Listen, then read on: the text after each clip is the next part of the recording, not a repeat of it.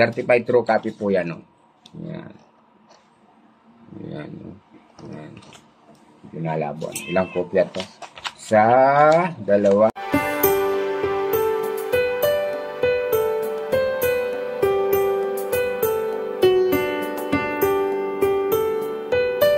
Sa mapagpalang araw po mga katamsart, welcome to my YouTube channel.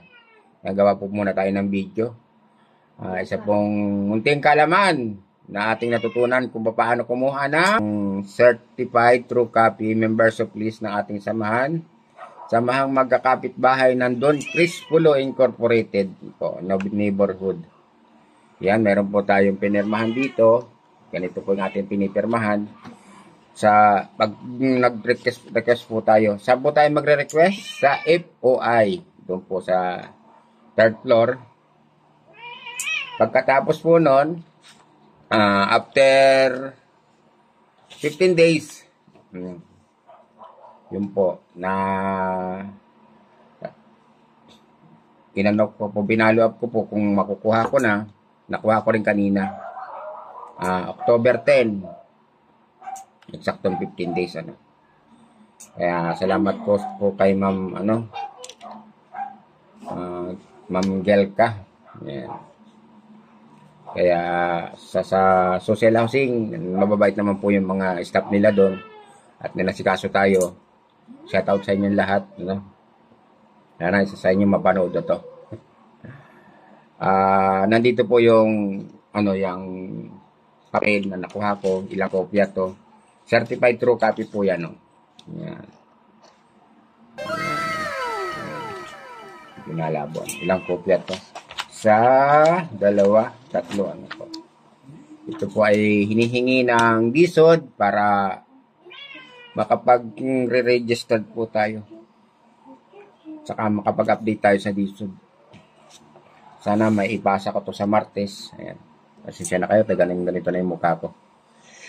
Tuwing nagsasalita, tumatabing yung kabila. Hindi parehas po kasi manhid na manhid dito ngayon. Sa aircon. Parang hindi ako sayang sa aircon. Ayan. Pag nangipon, ginagano mo? Alin? Hindi naman. Wala namang malayo nga kung tumututok sa aircon. Ayun lang po, At talagang marami pa nating intindihin bilang isang presidente.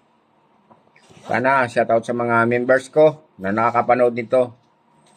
Magbayad na kayo sa inyong monthly amortization. Huwag niyo pabayaan. Tapos na po kami sa 25 years na aming pinirmahan ng MOA. Kaya po dun po sa mga nanibago ng kontrata, mayroong condonation, may penalty condonation. Huwag kayong magpabayang magbayad. Merong nagbabayad ng 6,000 plus. Yun naman po isang taon na gugugulin para mabayaran. Para may balik sa kanila, may balik nila yung 414 pesos na monthly payment. Kaya kung sakaling sila ay nakapag-comply sa 1 year, 12 months, papa-approve ko po sa social housing yung kung follow up ko kung pwede na silang i-approve sa penalty condonation para pagdating ng next month, automatic makapag-bill sila ng mga 411 nila yung kanilang huhulugan. Ganun po yun. Kung hindi naman sila makapag-comply at maraming palya, yung pong hinuhulog nila ay mapupunta lamang sa penalty. Hindi mababawasan yung kanilang yung kanilang 60,000 na iniloan sa SHOPSI, sa social housing. Ganun po yun. Kaya tinutulungan ko sila kung paano yung dapat gawin. Ngayon naman po iba sumusunod, yung iba hindi. Bali, ilan na lang po yung membro. Meron po akong membro na nakapag full payment na lahat. Nasa 23. Yan. Tapos siyam na lang po yata yung hindi pa nakakapagbayad. Kanina po, meron akong pinol payment na members. Isa. Si Nicolas Riandino. Ngayon, nakuhaan ko na rin po siya ng certification of all payment.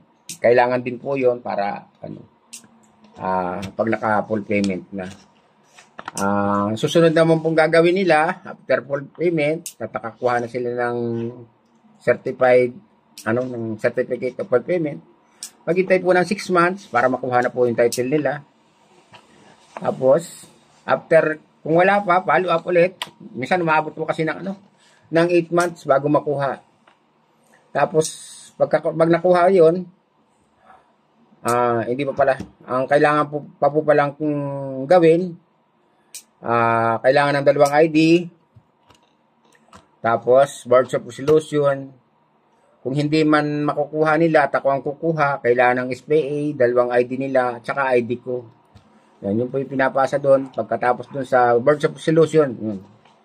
Yung birth of resolution po is pinapanotary para para makuha yung title. At pag nakuha naman na po yung title, antay uli ng 4 months hanggang 6 months, hanggang 8 months, ganun. Medyo matagal po kasi.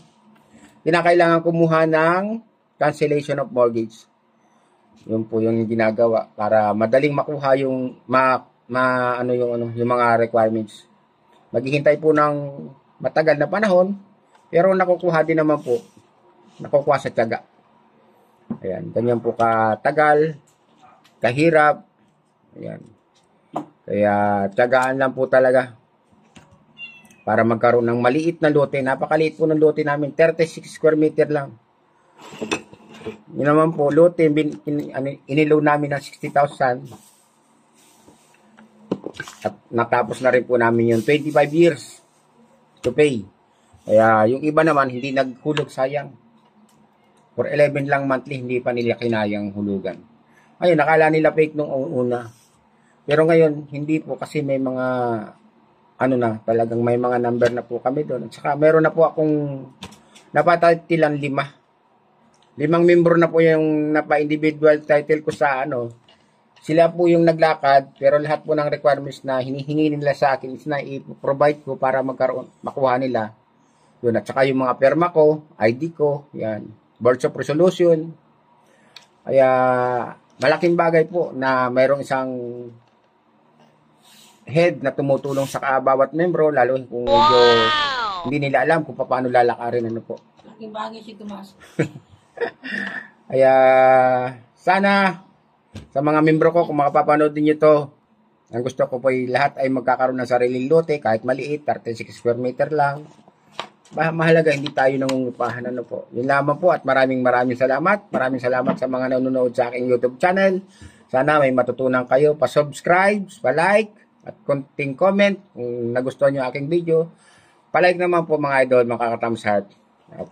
Thank you so much, and babu!